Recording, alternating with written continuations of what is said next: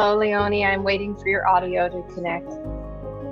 Hello, Carrie. There you are. There I am in the dark. I decided to record this just not for any other reason. It's just that sometimes some amazing conversations take place, and I like to have a record of those things because sometimes just, spirit shows up, and through us, incredible revelations can happen. And I don't like to miss those things because sometimes I need to listen to them again. So wonderful. I'm happy for that.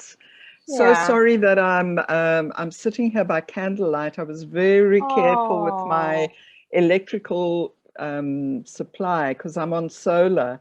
Right. And it was a lovely sunny day, and I managed to charge my laptop and my little modem, but the lights don't want to go on. So. Oh, well, thank you for your sacrifice so that we can get together.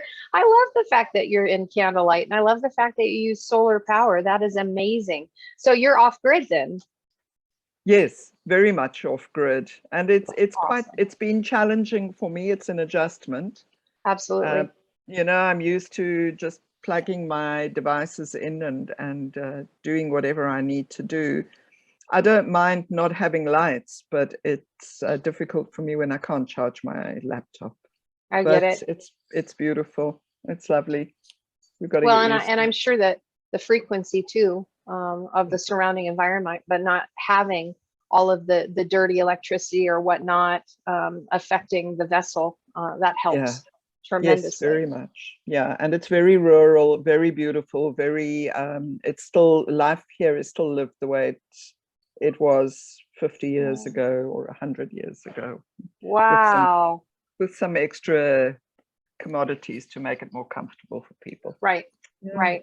And of course, probably everybody has cell phones. I always thought that was interesting. I visited when I went, where did I go?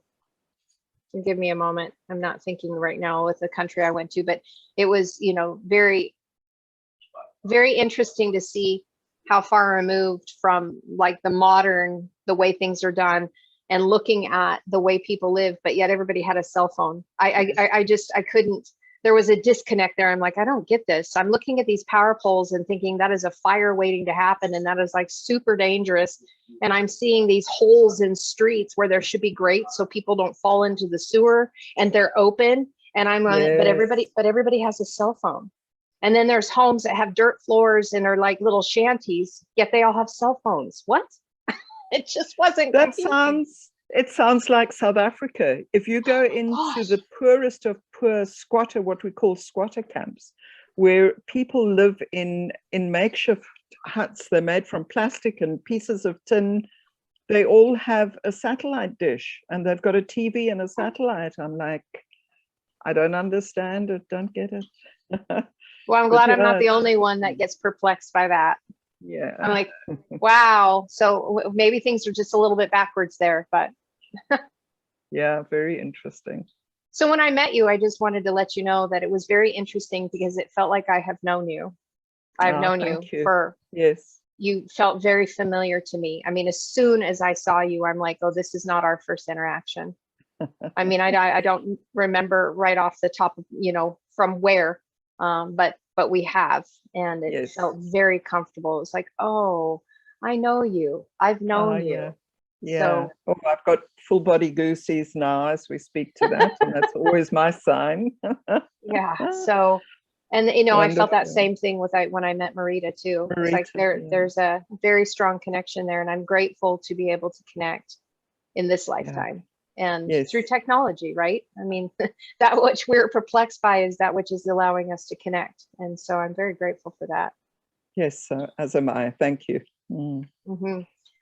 I'm going to get a notebook out because sometimes when I'm talking or when things are being shared, I'm reminded to write down things to not forget. So excellent. The spirit always does that and says, okay, go, you got to write this down. So I made some notes this morning, and I was just, as spirit is, so supernaturally and mind-blowingly taken to certain entry pages just opened randomly, and like, oh my goodness, look what I wrote here in whatever year it was. And ties in with what I'd like to discuss with you this evening. Absolutely. I'm ready. Beautiful. I'm ready. I had a really good night's sleep. I woke up. There was lots of revelation this morning. My heart's in an awesome space. It feels like wide open. So I'm good. I'm excited for our connection. Yeah. So please That's share. beautiful. So yes, it was actually quite amazing, because when Marita first told me about your gift and what your calling is to do, I was like, oh wow, that's just incredible. And it resonated something deep within me.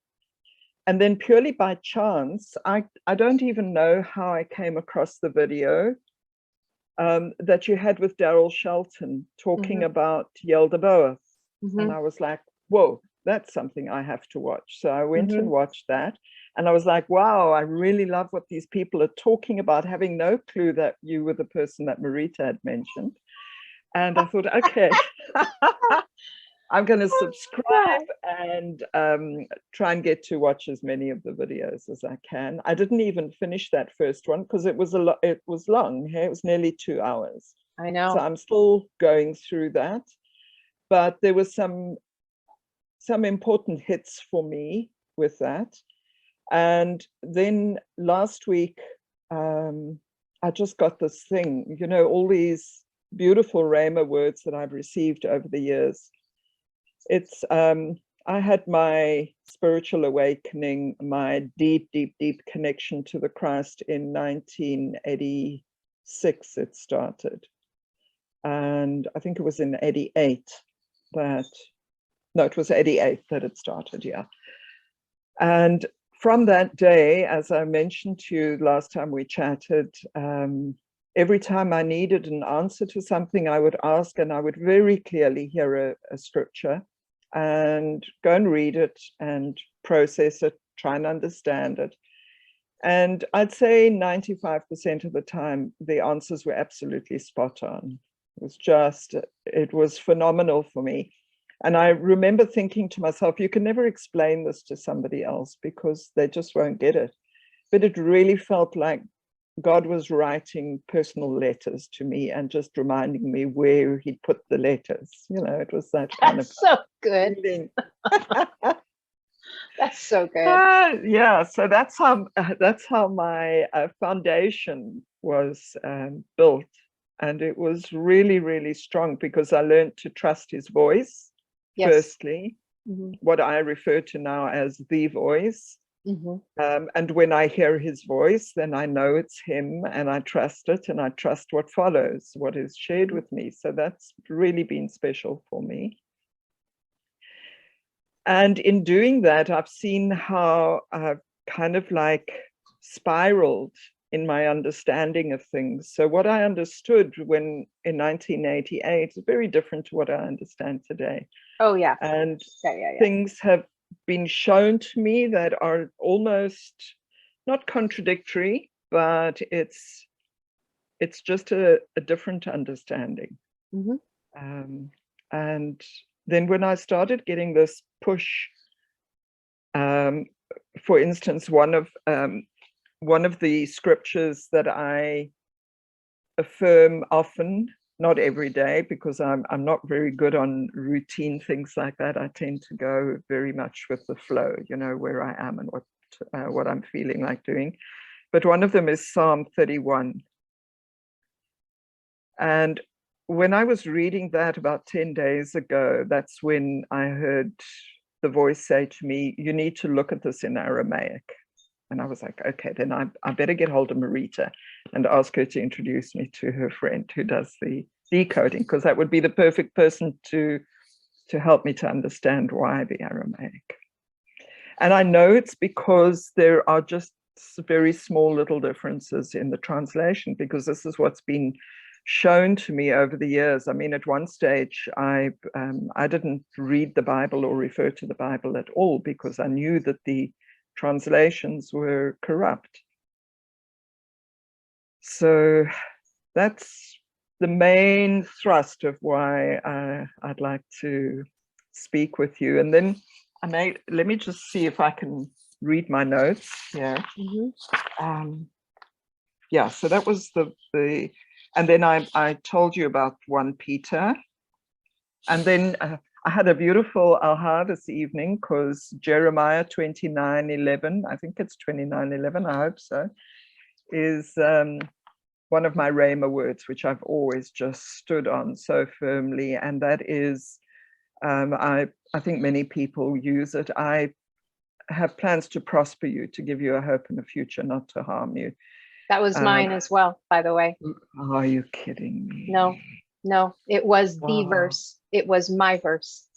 Yeah, because this is what I've had to stand on. I've gone through 5 dark nights of the soul, any which one of them could have destroyed me. And I comprehend. it was that which held me. Yes. Held me in his hand. Oh, Yes. wow. So I had the revelation tonight that it's 29, 9 and 2 is 11, verse 11. 11. Exactly, the awakening code. And you know what's so beautiful about that? The 11 and the 11 is the halfway journey mark between the 2 languages of Hebrew and Aramaic, because Hebrew and Aramaic are 22 letters. So when you look at the 11 and it's halfway in between, you've got 11 and 11, which is the halfway mark of the marrying of the 2 that make the 22. And so the halfway mark would be, it would be the letter caph. And now, just to let you know, in Hebrew and Aramaic, the letters, even though their symbols look different, the letters are exactly the same. So an aleph is the aleph in Aramaic, the bet is the bet in Aramaic.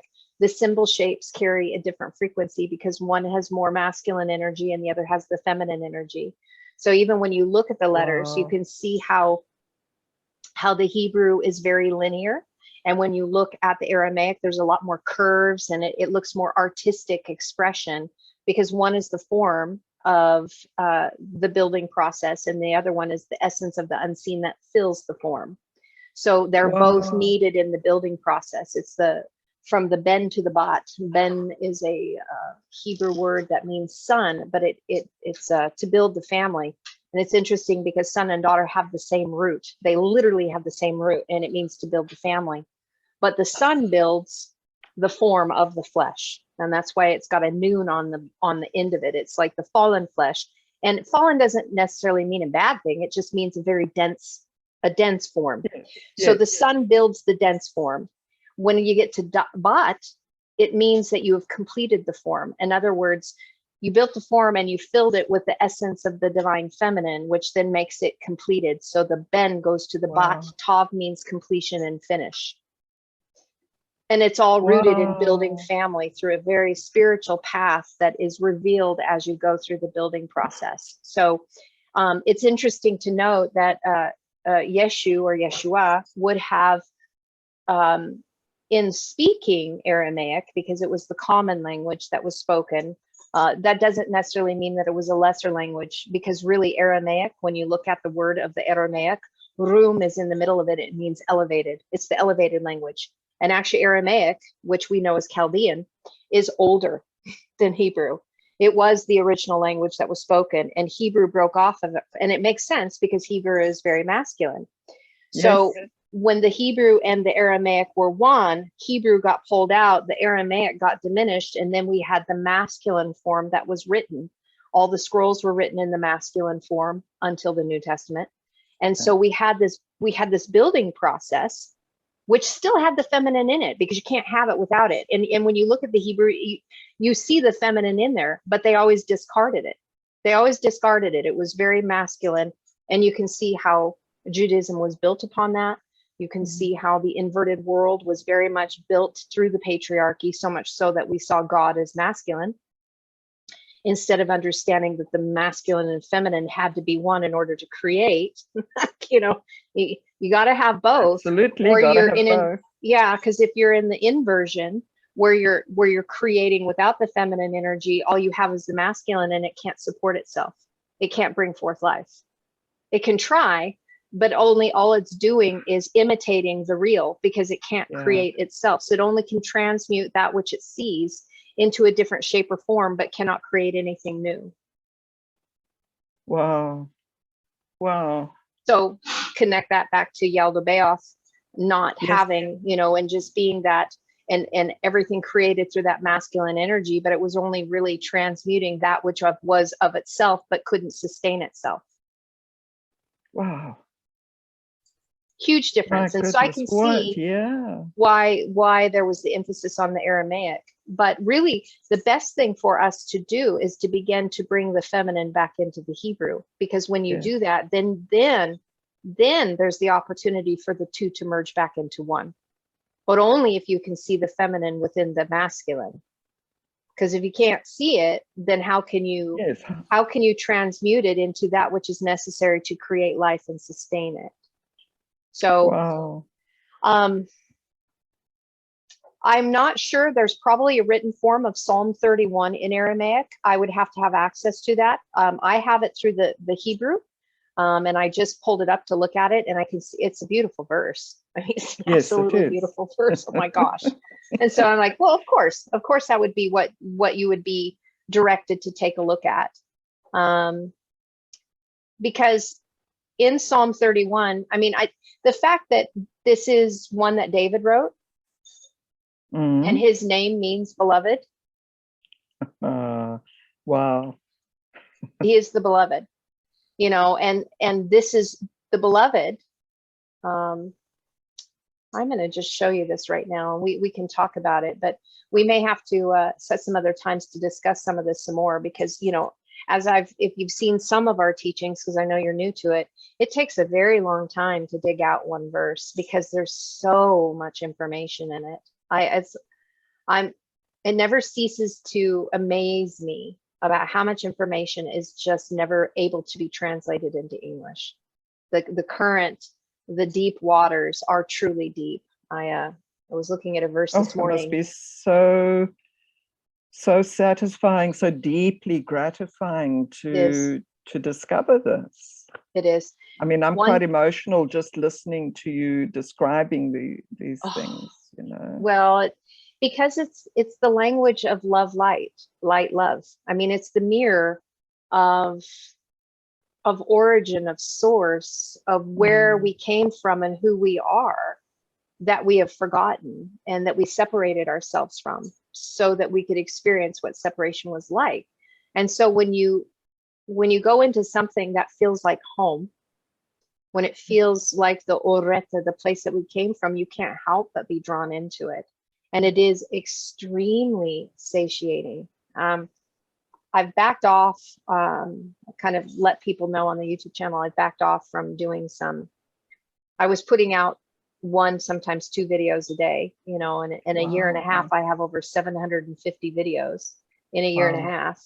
And that's not any of the live streams. And so there's all these live streams on top of it. So I'm sure that we're over 800, maybe 850 videos in a year and a half. That's a lot of work.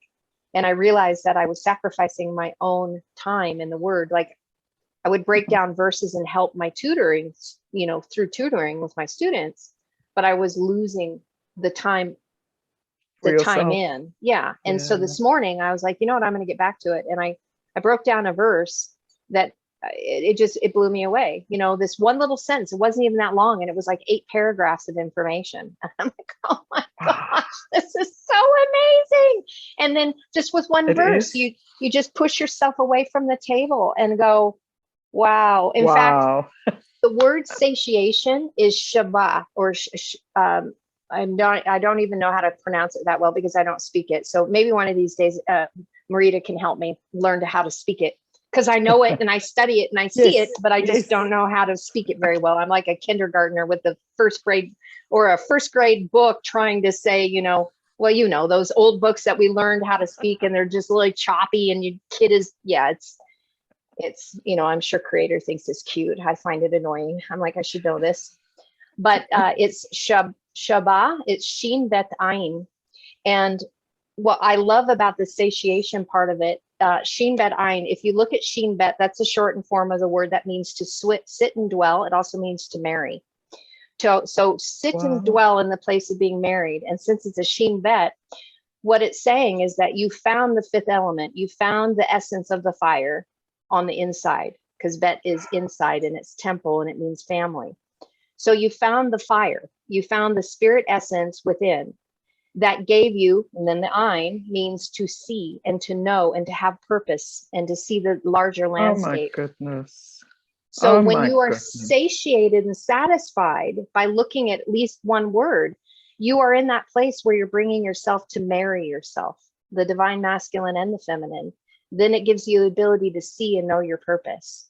So without Wow. knowing your purpose, you can't be satiated. So every time Yes. we sit down and we begin dissecting these words and looking at it, I can push myself away from the table and have so much gratitude, because what I just did was reveal more of me to myself, which is Oh, that's the so oneness beautiful. of the Yes. infinite creator. Yes. And it is And you know an this. honoring of the, it's an honoring of the infinite one, the Yes. creator of all that is. Yes. When we do that, it's like, Yes.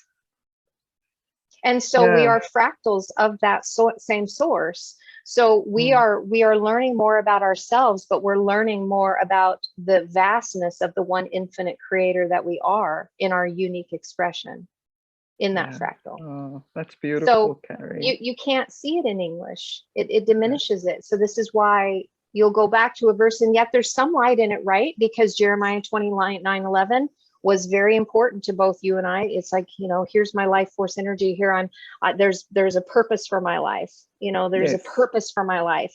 And we would go through those dark nights and we'd cling to that. And so there is light there, but it's very diminished. It's very weak, you know, and I always go, how do we make it this far with such little light? Oh my gosh. Well, that's because we are light. Yeah. We are light. So we're tipping into that little spark that we had through the English interpretations, but now the fullness and the time of the fullness has come. Oh, phenomenal. It's actually just mind-blowing for me. Well, I'm glad to hear that. Yeah. It's absolutely, it really is. It's absolutely beautiful. So, you know, my hopes is that I can focus on getting some teachings out to be able to teach people how to do this. You know, I have my tutoring students. I'd like to be able to do a classroom setting and maybe have like a Zoom class where I have 10 students and keep it small and intimate when I first start out with and start the journey with people who want to come in and be able to learn this, because there's a great work to be done. And Yes. you know, through the energetic works of the gifts that you have been given and what you've been doing, that to have something in addition to this, I hear more often than not, I'll hear people say that the things that Ken and I share innately has been revealed to them through spirit. And so it gives them great confidence to trust that what they've been listening is truth. Yeah. And there's an entire book of the sacred writings that need to be decoded, and many hands make light work. Many hands make light work, you know. There's no way that Ken and I could exhaust it, you know, get to the end of all of those writings, because, you know, it can take me 2 hours to break down one verse as I'm looking at all the intricacies, and that's just one verse. And then if it's a long verse, it can take me 4 hours. Wow, that's incredible. It was very clearly pointed out to me some weeks ago that I wasn't given the name the Cosmic Scribe for nothing. Exactly. Like, okay. I know it's fitted with what I've been doing since I was given the name, you know, since I heard the voice say, call yourself the Cosmic Scribe. I was like, okay, that sounds cool. Yes. So it's fit in with the work that I've been doing, but I know that it's just the beginning, really. There's a lot for us to do, for sure. Absolutely. And connecting to our Lyrian roots, you know, there's so much of our history that we don't know. And I know that we're gonna wind up in this situation where my husband and I have found ourselves that these storylines will cease to matter, because we're going to be living in the space of now, and we won't be hung up on our history. You know, we're not going to be hung up on our future either, because we're here, we are now. Yes. And so even like when I was sharing with Daryl, and we were talking about Yaldabaoth, and we were talking about Sophia, and, you know, whether you can call them the archons or the Anunnaki or the Elohim. The ego likes to know answers, right? To try to figure out why it's here. It's separated, it's lost, it's dazed, it's confused, and it's desperately seeking to know, because it's in fear all the time. And so what I see is that as these truths come forward, it allows the ego to not be in that place of fear anymore, so that it can be coherent with the heart, heart-brain coherence. So some of these answers are good, but when we camp in those, when we get camped in those spots, and that this is our truth and we hold on to it, and you know, you're a bunch of idiots if you don't know this truth and you don't know the game. It's like there's so much further for you to go. Yeah. And you're missing the essence of our being, and you're missing it. So although the pieces are important, I only see them as being brought forward to neutralize the questions, because the word hell, by the way, is Sheol, and it means the place of inquiry. And so we live in hell when we don't have answers. Say that again for me, please. The word for hell is? Sheol. It's Sheol. And it comes from a root that means, it's shal, and shal means to ask questions or to inquire. So when it's Sheol, Sheol means to seek and ask questions in order to connect to your heart. And when you look at the letters, wow, Shin Vav Aleph Lamed, or it's you know, the name Paul, it's Shaul. Okay. Yeah. His name comes from that same root. That's, yes. So Paul's name, Sheol, or Shaul means he came and he was given a name as one who seeks answers. So it's no wonder why he was a scholar of scholars, and why he memorized the Torah, and why he was like the student of all students. And he was always forever seeking. And then when he finally found what he was seeking, he was humbled, and he continued to be humbled, because in the seeking, when the ego is seeking, it gets prideful and it gets arrogant, and I know this and you do not, and so I'm going to stand above all of you because I'm doing the work of God, but never really truly finding it. Because when it goes from Sha'al to Shaul or Sheol, the difference is the Vav is put in the word, and that means your heart is pierced. Wow. My goodness. The heart fire gets activated. And because it's got Aleph Lamed in there, it's Sheen Aleph Lamed. Aleph Lamed is the word for God. And it means a strong leader, teaching shepherd. I mean, we got all these images and imagery of God out there, right? And we all have an idea and concept of it until you know you're one with God. And then everything changes. And then you see God in everything and everyone. So the place of inquiry was given to us so that our hearts would be pierced, so that we could have the fire essence, a burning heart. Yeah.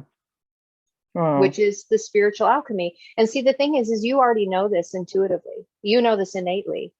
You've been walking in a lot of this truth already because of what you've been doing, because you were sent here. You were here on a mission, and you've been doing exactly what Spirit's been asking you to. And now the Spirit's like, well, let me take you one more place. I'm going to take you one more place. That's so beautiful. Yeah. Yeah. Because what good is it if the Cosmic Scribe doesn't have the languages? When she just needs to remember them, because she already has them. She's just forgotten. That's it. We already had these, and this is why our heart is drawn, because we've already had them. We are them. We are the Word made flesh. Yes. Yeah. That's so beautiful. There's probably a good chance that, I was just say one more thing. There's probably a good chance that you were connected with the Qumran community somehow, some way. I'm just going to throw that out there. Because they were the sacred keepers of the heart fire of the language. Wow. And they understood the process of angel morphology, of going from one that was a cherubim as a cherub into a seraphic messenger to be the ambassadors of the sun. And so they understood. That's why they were called the priesthood of light. versus the priesthood of darkness, which was what that masculine inverted form of the religion was about. And they carried the divine feminine aspect of it and the true heart fire. So if you're being drawn by the language, there's a good chance that you were part of the Qumran community, and also the Essenes was more of the masculine side that was part of the Qumran community. I mean, they were one and the same. So just throwing that out there. Okay, it's pretty spot on, because I have flashback memories, and I know that I was an Essene. I know that, and I know that I was walking the earth at the time of Yeshua. I just know it. You know, it's one of those things. You don't need to be told or shown or have proof or anything. You just know it. That's why I know you. Yeah. I knew I was going to need these. Oh my gosh. I wish I could bring up my mind map, but I don't know where it is at the moment. I have a mind map that I try and expand on, because sometimes the things that I'm shown and the dots that I connect, or I prefer to call them the beautiful golden threads of the tapestry that I draw together, when those start coming together, it's like, oh my goodness, this is why this fits, and this is why that fits, and oh, look at this. It's just, you know, it's, I know there's no words. No, you can't make it up, and there's no words. Yeah. It's just, it's not possible. It's, you know, it's too incredible. It's too awesome to be able to diminish it through the English language. Yes. And, you know, I don't want to beat up on the English language, but, you know, it's really been diminishing in value. And so sometimes you just have to sit with the feeling of what's being expressed, instead of trying to put it in words so that somebody else can comprehend, because a lot of it can't be comprehended through here. Through here. Yeah, exactly. It has to be experienced through here. Heart. So through an energetic exchange is the only way that we can truly communicate some of those deep things. But when we connect, it's like no words are necessary. No words. No words. Nope. It's the feeling of coming home. Being with loved ones again, reuniting with loved ones, and it's really precious. It precious. Is. Yeah. It is, because I think, you know, many of us have been misunderstood, and it's, you know, I'm getting over the misunderstood part, because I've realized that really the most effective place that we can be is just to love well, regardless of whether we're understood or not. The one language that everybody can comprehend truly is love. Is love. Is love. Yeah. And like I said, no words are necessary there. So there's no need to justify. There's no need to explain. There's no need of, let me, you know, draw these things up for you and try to share with us, because they're going to look like with this blank stare anyway, going, what the heck are you talking about? And then all I can do is just say, here, can I just give you a hug and tell you that I love you? That I love you. I love you. And that's it. That's all that needs to be said. It's simple.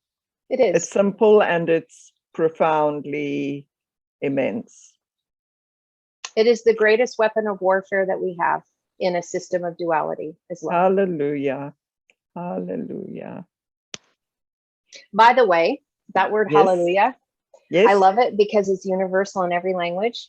But what's so beautiful about it is that, and you'll probably be able to see this, we've shared some teachings about hellel and lillah. Hellel and lillah are the night and the day. And they are, and this is sometimes hard for people to comprehend this, because we've taken beautiful words, we've taken beautiful concepts, and we've twisted them into become egregors or egregores, thought forms that we then give energy to, that then take form. And hellel was translated as Lucifer. Wow. But it means the bringer of light.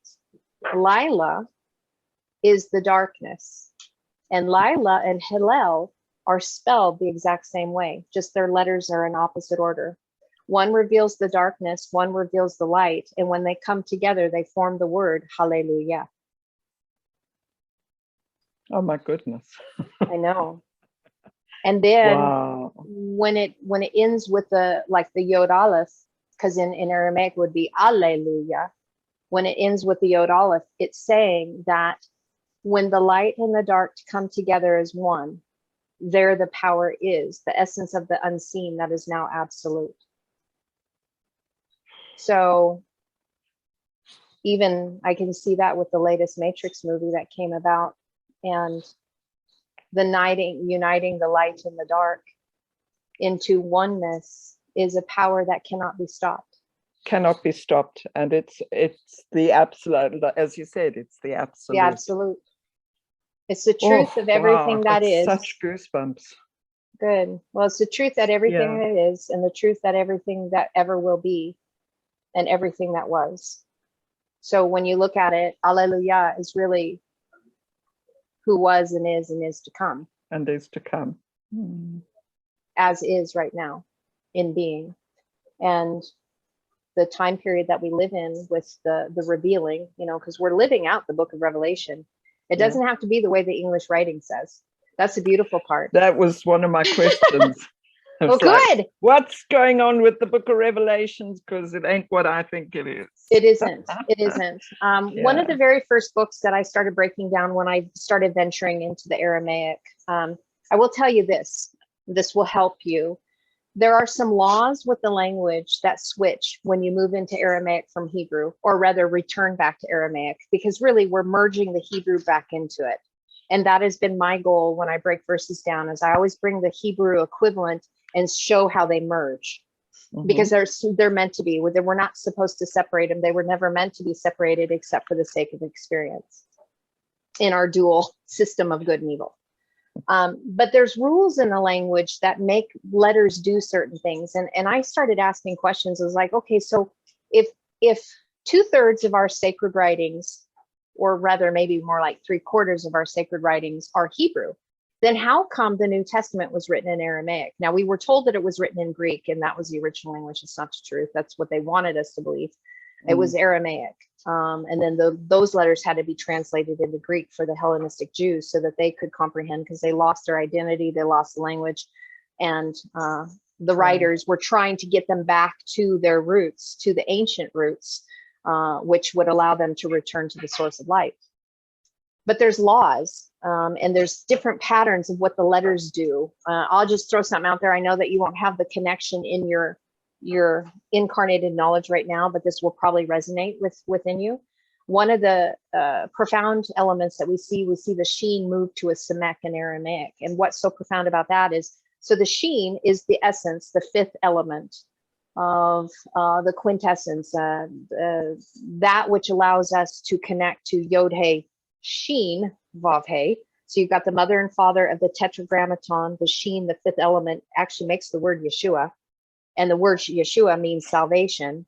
So when we deliver ourselves, we have to find that fifth element. That's our heart fire. Okay.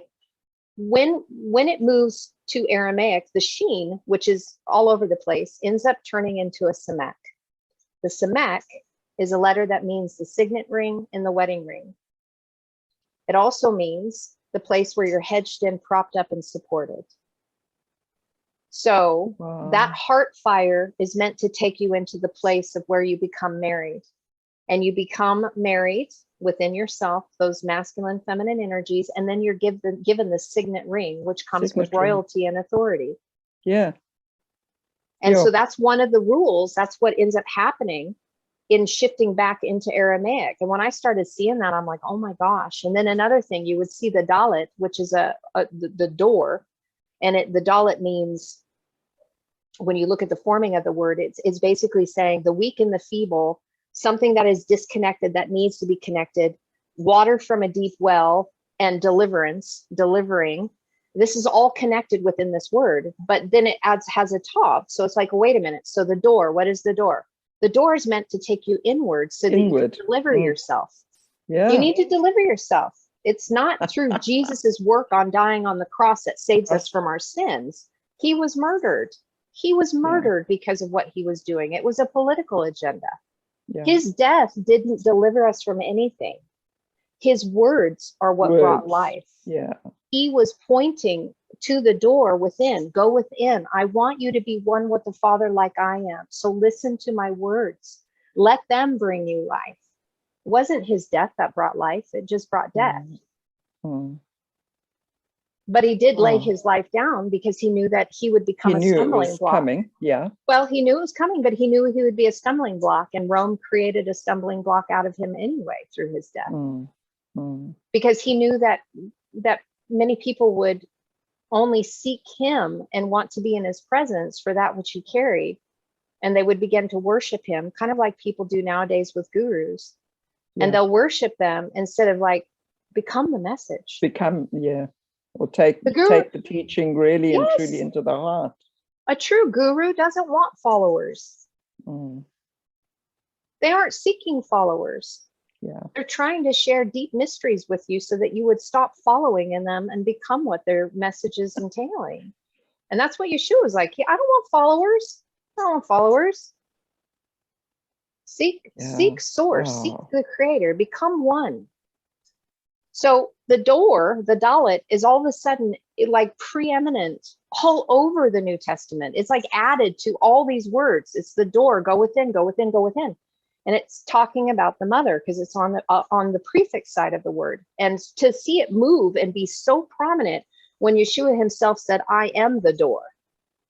I am the door. You can be the door too, because I'm showing you how to go within. I have become the door. I am the gate.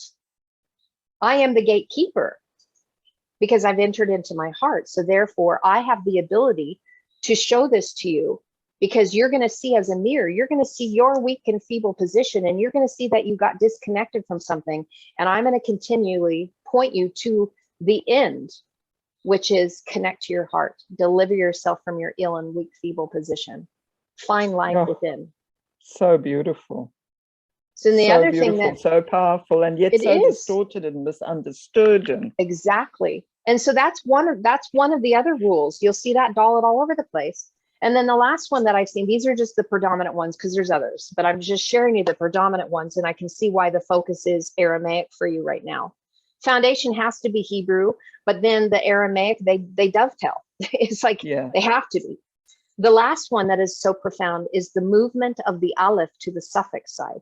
Now you'll see the Aleph added on the prefix side, mother side, all through Hebrew, because the masculine through the mother's teaching is to get the form. You have to get the form. Got to build your temple in order to fill it. When it gets into Aramaic, that Aleph moves to the suffix side.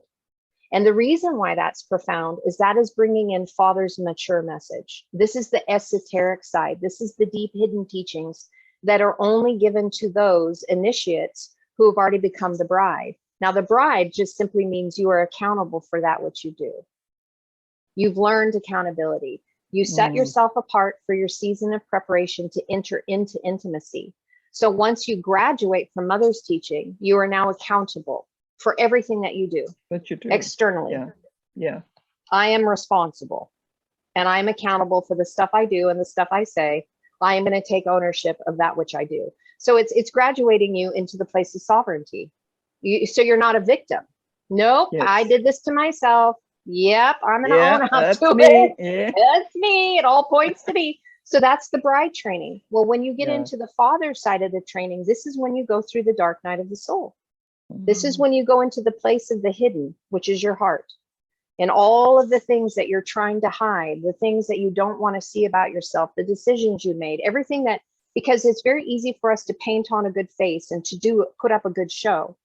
But what's going on in here? Yeah, exactly. So that is the intimate hidden teachings for those who are mature enough to own that which they do and are the courageous that are willing to look in the dark recesses and go into the dark. So I just described to you the process of hellel, mother, the light, and lillah, the dark, to bring hallelujah from the bride to the wife who is now the queen. Sure. So those rules That's why the Aramaic was written the way it was, because the teachings that Yeshua was bringing, and all the other writers. I mean, I have people that really want to beat up Paul all the time. But if they could see the writings as we see them in Aramaic, they would never cast any ill word towards Paul. Because really they would be in duality. They're judging themselves anyway. Yes. Because English did a butchering job on the beauty of what Paul was trying to write. And so I will forever defend my brother Paul. Forever, because I've seen the beauty of his writings. Wow. And I am one with him. So when people come against Paul, they come against me. They're attacking the family. And the beauty of his writings, again, why it all had to be written in Aramaic is because the laws of the language then facilitate the work of Yeshua. And look at how much of the New Testament was written by Paul. Yeah. Why would you throw any of that out? Unless you misunderstand it because the translations botched what he was really trying to say, because he was so deep. He was so in the sewed mystery intimacy level, trying to convey something that people didn't touch it. So they just surface translated his work. And then it sounded horrible in a lot of ways. Talk about being misunderstood. Yeah. And not ready to be received at all. Yeah. Wow. Not at all. Wow. Okay, I'll stop. I've been sharing a lot for the last 30 minutes. It's I just fabulous. I'm so grateful because it's just beautiful. It's beautiful. Thank you, Carrie. Yeah. Well, thank you for letting me share this with you. So I want to hear more from you. I'm done sharing right now. I just felt like the Spirit said, share all this with Leone, and I want to hear from you. Tell me more about what you've been doing. Okay.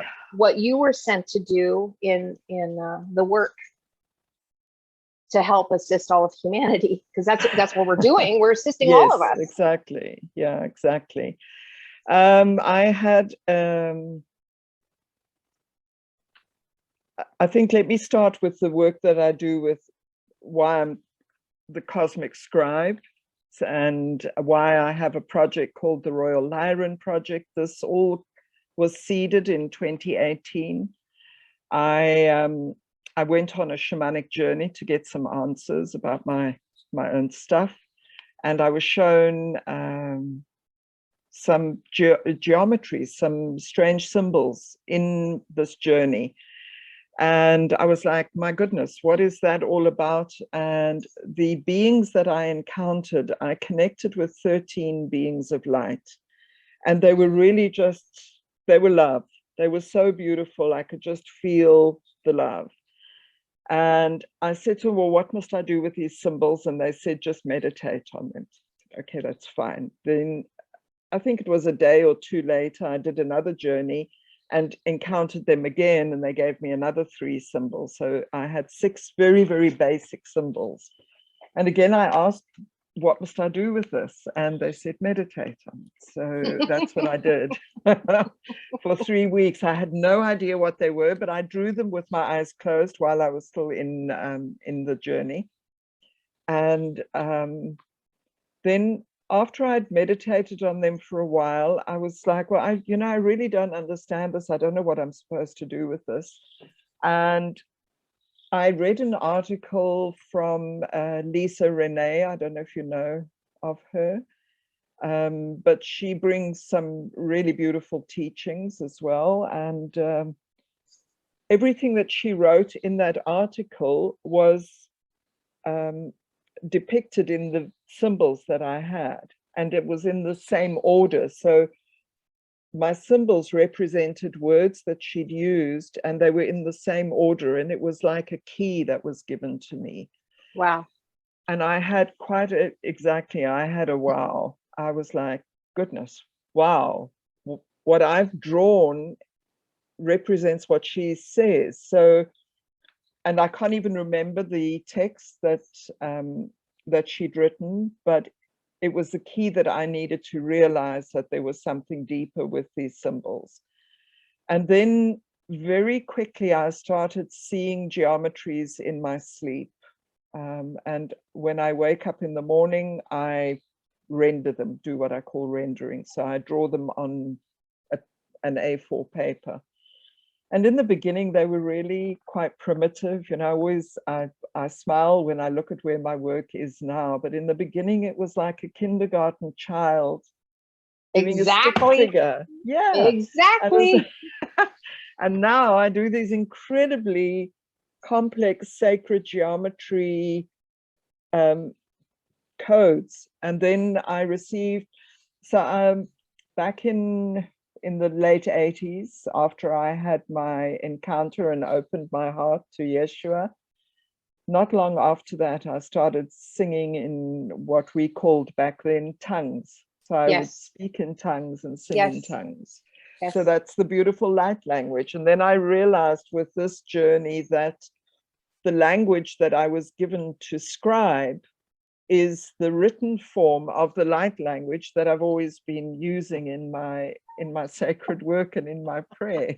But of course. Well, that I don't know about that. Sense. Oh, I do. That makes perfect sense. Absolutely. Because it's a sense of remembering, right? It's like being able to get the linear and the spiral fashion of being able to see the linear form of that which is written, which you've already been singing and speaking, which is then circular, right? Because it's the essence of the breath, that is all spirit, and then merging the two into one. So it would have to be that way.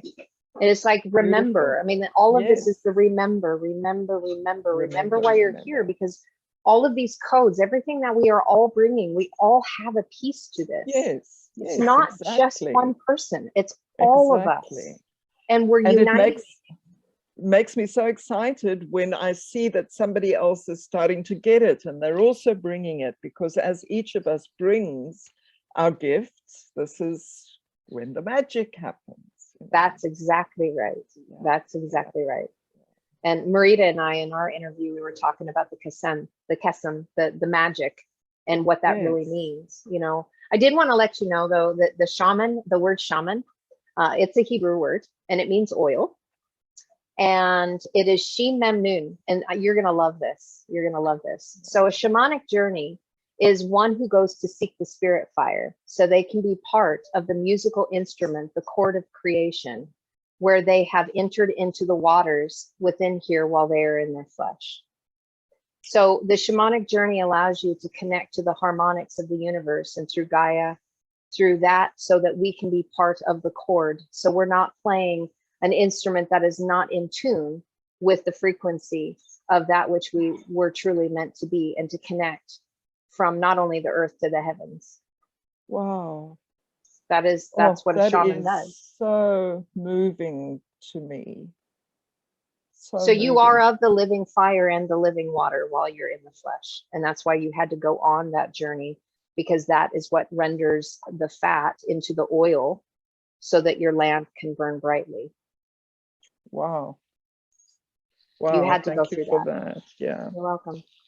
Yeah. That's why I have my notebook by me, so I can write my little notes to myself to say, oh yeah, at some point you might want to bring this up, Carrie. This might be a blessing.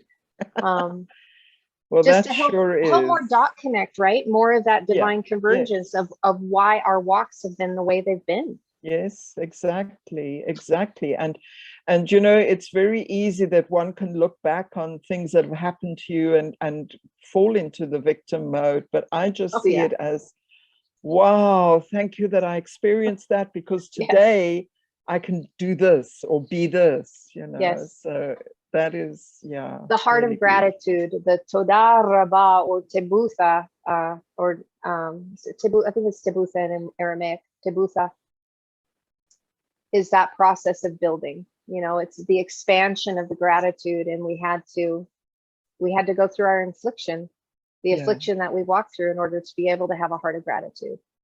Because you can't, I mean, there's no real way to experience gratitude without the affliction. Yes, of course. Because then you can't appreciate the gift of life and the adversity they went through to produce the light. You know, it's the only way it can happen. Yeah. I see that very much with my daughter. She's obviously gone through her own process, some of the things we've experienced, connected, of course. And I see how she's really and truly coming. She's coming into her beautiful power and her fullness of who she is, and it just makes me so happy because yeah, she would love our conversation, because she as I said, she went to Israel to learn the language and the religious studies, and she could be a good girl. I comprehend that. You know, there is a lot to be said about that masculine form in the building process. And so it's a very disciplined walk that then allows you to find freedom when you can then break free from it. You know, it's like the form to get you so that you are ordered and structured. And then when the essence fills it, then all of a sudden you can let it go. So Ken and I, we ventured into the Hebraic roots movement. So we came from a very Christian path, a very spirit-filled Christian path, and very grateful for that. You know, a lot of us have that, and learning light language and all that, hence tongues. I did my fair share of singing in tongues as well. I laid that down for a while though. I mean, I just started picking it back up again, but I laid it down because I went into the Hebrew roots movement, which was very constrictive, very constrictive. I actually know of it. A friend of mine also got. And it was hard. It was hard. It was like a decade of this driest season in my life. And I was heartbroken most of the time because I didn't feel the life in it. Yet I felt, both my husband and I felt spirit was directing us there. And I get it now because it was the season of comparisons. It's like, what happens when you build form and you don't fill it with essence? You can have a great form, you know, but it's very regulatory. It's full of laws. You got to build it just this way, and it's got to look just like extremely. But if you have a very strong beast ego, so let's say your life has been out of control and you need to have it and bring it back into order, it is a wonderful place to go, but to not stay. So once you have the form and you are self-ordered, then as soon as the essence of the unseen comes in, the shackles come off. And then you realize the purpose of why that form structure was so important, because the ego, the beast ego, was so out of check. And I personally, I had so much fear in my life that for me, the form and the structure was to help me so I wasn't so fearful. You weren't because I was afraid of God. Wow. I was afraid of God because I was told that the beginning of the wisdom is the fear of God. And so I was extremely fearful that I needed to toe a very tight line, or else I was going to get my butt spanked. And so a lot of my life was based on that fear of God. And then it became even more so when I was in the Hebrew roots movement. So when spirit essence truly began to fill, and so this is what happened. When we started studying the language, the light, love language, the essence of the unseen that is meant to fill the form, all of a sudden those things started lightening up again. And I remember the day when my husband and I stopped being so rigid on how we kept Sabbath. And then I remember how when we were approaching the feast days, of how we began to be lighter hearted about how to enter into the feast days instead of the dogmatic approach. And then it just became this light, beautiful essence that was in and through us, that we became free again. It's like we had gone complete full circle, but yet we had the reverence of the process of the becoming. And then once we became, the shackles were removed, because now we were power under control. And when I mean under control, I'm not saying under a deity that is controlling us. No. I'm saying as a sovereign being. Yeah. I've controlled my own power. So I no longer need to have fetters on me. I no longer have to be under control. I don't have to be under a deity that says I have to do this or else. There's such, I can't tell you, there is such a precious gem of a gift in those words that you've just shared with me about being in the Hebraic roots movement. I have a very, very dear friend. She's like a sister to me, and she went through such trauma being part of that. Agreed. And I think just to remember, for me to remember to share with her that that form needed to be filled with the essence of the unseen. Yes. Just that will, I know that will help her for sure. Did she come from Christian roots and then moved into the Hebrew? Catholic, started childhood as a Catholic, and then met and married her husband and became a reborn Christian.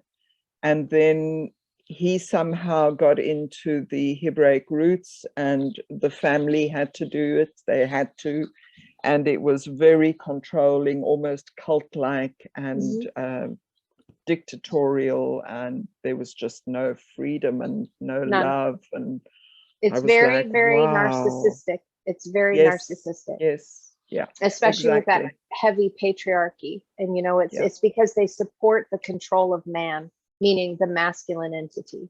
Yeah. And so if one has been wounded, there's a lot of draw towards that because of the power, the perceived power that the masculine energy is given, and the feminine is very has to submit.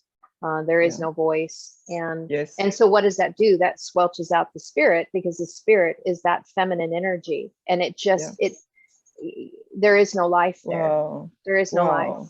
And so I think my husband and I would say that we were in a sense of mourning for a very long time while we were in there, but the spirit had us there because that's where we found the language. Had we not gone there, then we wouldn't have seen the language. I mean, our pastors from our first church, it was a husband and wife, and she's not with us anymore, but she started bringing some Hebrew words. And on Sunday mornings, if it was her time to teach, she would bring in Hebrew words. And I remember when she brought in the word shalom, the word for peace. And I know for me at that point, it did something. It was like it was a light switch and then my spirit leapt. I was like, oh, I need to know this. And now I look at it and like, no, I needed to remember it.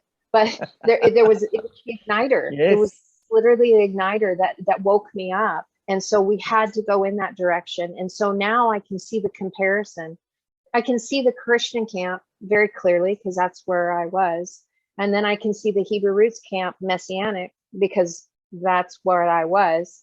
Yeah. And then I can see coming back to the place of the unification of the two in a beautiful place of harmony and balance. You know, so there's not the opposition of law and not law and all of those. It's like, well, but if you understood that it's all leading you to Oreta, to the unseen essence of the light, which is everything and in and everything and through everything that you are, the covenant of one that is building your aura, your energy body, then you would see the unification, and then you don't judge anymore. You're like, I can see the light in you and I can see the light in you. And in a way, it's one, I can see the light in you and I can see the dark in you, and they are really one. I can see hellel and I can see lillah, and you need to merge back into one. Wow, so beautiful. Hallelujah. Hallelujah. Wow. Wow. So we have much to be grateful for. We have much grateful for our journey, the work that we've all been given to do, and the unification of coming back together. It's beautiful. It's absolutely beautiful. So thank you. I want to honor you for you doing what was gifted to you to do, to take what spirit was giving you and to do something with it. That you just didn't sit on it. You didn't just push it aside. You didn't say, oh, this can't be true. That you took it seriously. And that you've been doing your work, because we're all benefiting from it. And I honor you for that. I honor the call. Thank you so much. Thank you so much. Yeah. Thanks, Carrie. You're welcome. And for you too. Yeah, very exciting. And I'm so grateful that we've connected. Me too. I've really learned nothing happens for nothing. Everything has a divine purpose. It does. So I'm really excited about that. So am I. And I know that we will be meeting with each other again. This is not just a one-off. This is just the beginning of our reuniting as family for such a time as this. I mean, this is now Marita had sent me a message. She listened to the Scent of the Rose again, and she said that she felt a very profound shift. She listened to it before we did the Rose Dome talk, and then she just listened to it either yesterday or the day before. And she said to me, she said, "This is the now. This is the time of the Scent of the Rose. It's now." And I feel that. My husband feels that. There were some profound shifts that happened on Christmas Day, and we're moving into a completely new environment, new energy center, and there are going to be some amazing things that are going to be seen as we all begin to really have the manifestation of our gifts come into full view. Yes, beautiful. Absolutely. I'm so excited. It's like, wow, what can it be? Because that which we've already experienced is like so supernatural. I'm like, but I don't put any limits on it. Just bring it on however it is. I'm happy to roll with it. Yeah. I don't think we've seen anything yet. That's what I think is so profound, is that what we have seen has been so limited, and yet we have found such profundity in it. And now we're moving into something that is going to be no words. No words. No words. No words. Right back to the beginning of our conversation. No words. I love you already. I love you. You are family. Yes. And for your husband, Ken, I haven't met him yet, but you will. Send best wishes. Have a beautiful new year. You too. You too. Yeah. Shalom, shalom, namaste, and chadutha, the word for joy. Say again. Chadutha. Chadutha. That's the word for joy. Chadutha. Joy in the absolute of the unseen that is manifested through us. Oh, yes. Oh, thank you so much. You are welcome. Very blessed. Todah Rabbah. As am I. Thank you, Carrie. Ciao. Thank you.